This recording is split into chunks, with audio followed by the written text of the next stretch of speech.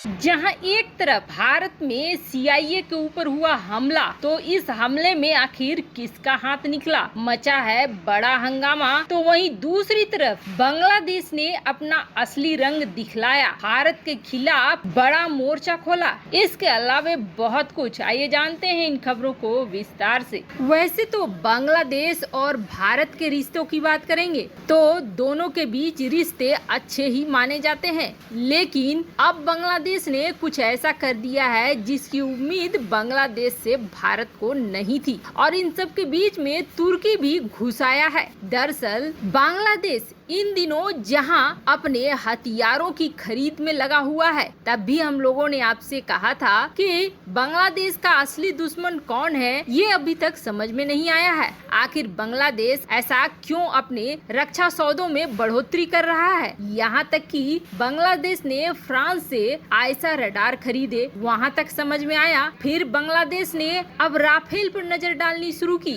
भारत के पास राफेल है, अब क्या यही कारण है कि बांग्लादेश भी राफेल खरीदना चाहता है? वैसे तो बांग्लादेश की जो सरकार है वो प्रो इंडिया है, लेकिन बांग्लादेश की राजनीति में कुछ नेता ऐसे भी हैं जो भारत के खिलाफ हैं, और ये भारत के खिलाफ राजनीतिक चालें चलते रहते हैं। आगे चलकर दोनों के रिश्तों के बीच क्या आएगा ये कहना मुश्किल है, क्योंकि हाल ही में 18 बांग्लादेशी भारतीय सीमा को क्रॉस करते हुए भी पाए गए थे, जिनमें से कई को निशाना बना लिया था भारत की सीमा सुरक्षा बल ने। तो वहीं भारत और बांग्लादेश के बीच समुद्री सीमा को लेकर विवाद है, और ये विवाद अब बांग्लादेश को याद आया है। बांग्लादेश इस विवाद को लेकर पहुंच गया है यूएन में, और यूएन में बांग्लादेश ने ये कहा है कि वैसे तो भारत हमारा दोस्त देश है, लेकिन हम चाहते हैं कि यूएन इस मामले में फैसला दे कि पानी में कितनी जमीन बांग्लादेश, कितना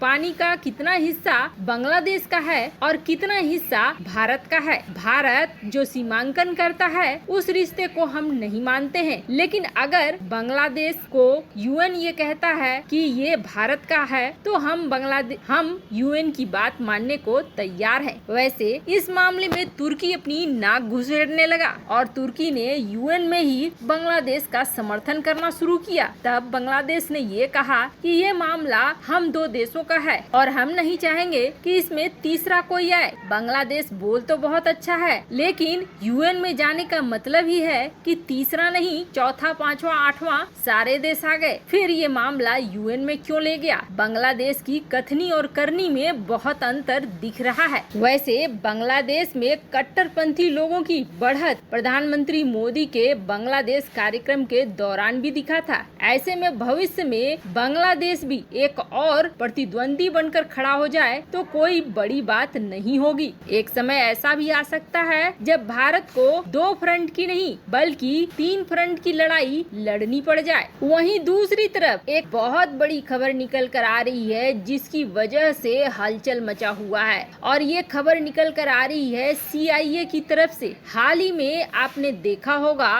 कि अफगानिस्तान का मुद्दा जैसे भड़का तो कई देशों के सिक्योरिटी एजेंसी के प्रमुख भारत आने लगे, जिसमें रूस के एनएसएस भी शामिल थे, सीआईए के चीफ भी शामिल थे, और ईरान, सऊदी अरब और जर्मनी के भी एनएसएस शामिल थे। ये सारे इस मुद्दे को लेकर बहुत ज्यादा चिंतित थे कि अफगानिस्तान में क्या चल रहा है। पर भारत में आए सीआईए चीफ की टीम पर जिस तरीके से हमला हुआ है, वो हमला अब बड़े मामले का रूप लेता जा रहा है। आखिर किसने किया है हमला और क्या हुआ है? दरअसल सीआईए का भारत आना था, और जब भी इस तरह की यात्रा होती है तब उस यात्रा को बहुत गोपनीय रखा जाता है। उस यात्रा के बारे में ज्यादातर लोगों को पता नहीं होता है, बहुत सिक्योरिटी के इंतजाम होते हैं, लेकिन फिर भी कहीं न कहीं से लीक हुई, और लीक होने के बाद सीआईए के टीम के ऊपर हमला हुआ भारत में। ये हमला आखिर कैसा हमला था जो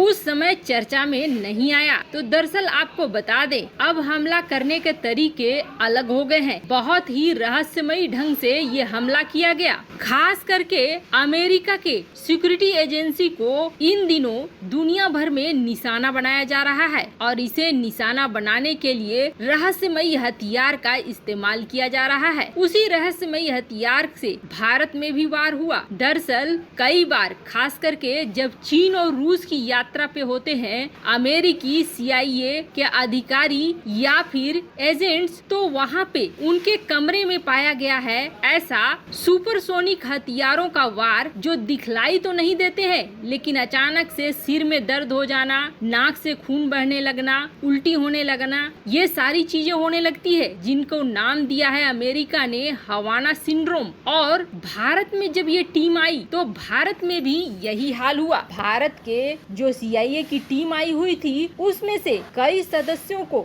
हवाना सिंड्रोम शुरू हो गया। अब ये कब हुआ, कहां उन पर हमला हुआ, ये कहना मुश्किल है, लेकिन भारत में ये हमला हो सकता है। जिसके बाद कहा जा रहा है कि CIA और अमेरिकी सरकार बहुत ही गुस्से में है, क्योंकि CIA के कई अधिकारियों का मानना है कि इस घटना के जरिए CIA को ये संदेश दिया गया है कि तुम कहीं भी चले जाओ, वो जगह सुरक्षित नहीं है और हम तुम्हें निशाने पर ले लेंगे। CNN की रिपोर्ट के मुताबिक इस हमले के जरिए CIA को ये सीधा संदेश दिया गया है कि कोई भी सुरक्षित नहीं है, फिर चाहे वो अमेरिकी खुफिया एजेंसी का अधिकारी ही क्यों न हो। एक महीने में ऐसा दूसरी बार हुआ है जब बाइडेन प्रशासन के अधिकारियों की अंतर्राष्ट्रीय यात्रा रहस्यमय बीमारी का शिकार बनी है। अभी पिछले ही महीने अमेरिका के उपराष्ट्रपति कमला हैरिस की वियतनाम यात्रा को इसलिए कुछ समय के लिए टाल दिया गया था क्योंकि अमेरिका के कई अधिकारी यात्रा से पहले ही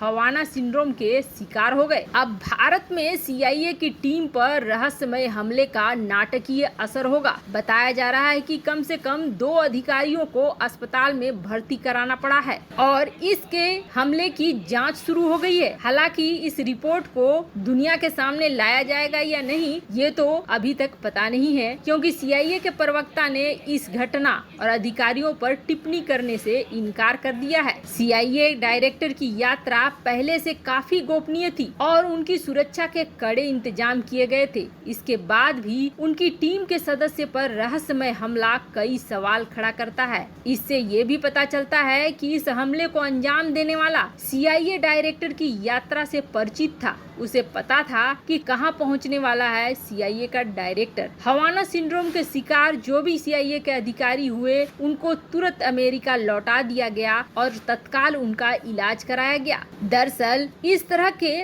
माइक्रोवेव वेपन का इस्तेमाल करते हैं हमलावर। अब कहा जा रहा है कि अमेरिका के अधिकारियों को जानबूझकर निशाना बनाया जा रहा है, जिसका मतलब ये है कि इसके पीछे या तो रूस हो सकता है या तो चीन हो सकता है, क्योंकि अमेरिका के कई राजनयिकों को तो करीब 40 की संख्या में बड़े लंबे दिनों तक परेशानी से जूझना पड़ा है। वैसे आपको क्या लगता है, क्या ये भारत को बदनाम करने के लिए चीन की साजिश हो सकती है? कमेंट कर अपनी राय जरूर बताएं। जल्द मिलते हैं अगले वीडियो में नई खबर के साथ।